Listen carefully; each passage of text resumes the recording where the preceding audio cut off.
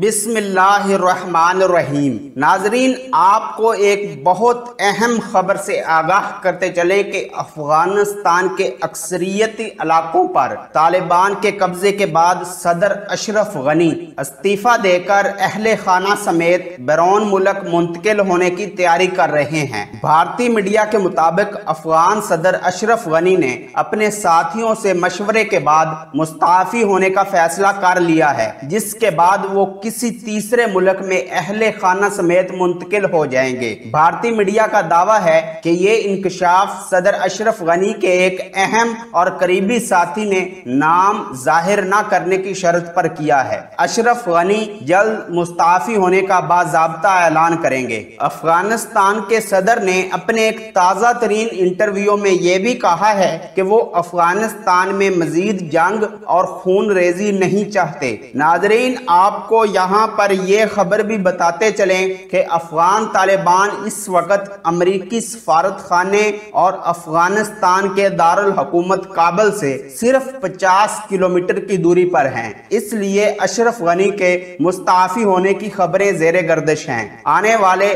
3-4 दिन अफगानिस्तान के लिए बहुत अहम हैं। अगर आप इस तरह की नेशनल और इंटरनेशनल खबरों से आगाह रहना चाहते हैं तो हमारे चैनल को सब्सक्राइब करके बेल आइकन को दबा दें ताकि आपके पास मजीद वीडियो का नोटिफिकेशन मिलता रहे।